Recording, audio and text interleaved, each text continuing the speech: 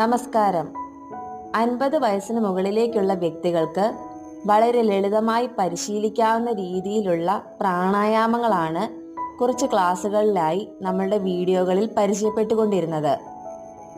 അവയിൽ ഉൾപ്പെടുന്നവയാണ് സുഖപൂരക പ്രാണായാമം, ശുദ്ധിശ്വാസം 1, ശുദ്ധിശ്വാസം 2, നാഡീശുദ്ധി പ്രാണായാമം, ശീതളി പ്രാണായാമം, സീൽക്കാരി പ്രാണായാമം, കേവലി പ്രാണായാമം, ഭ്രാമരി പ്രാണായാമം, പ്ലാവിനി പ്രാണായാമം, കപാലഭാതി പ്രാണായാമം.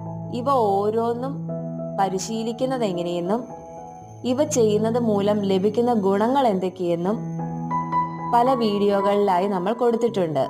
അവയുടെ ലിങ്ക് ഡിസ്ക്രിപ്ഷനിൽ നൽകിയിട്ടുണ്ട്.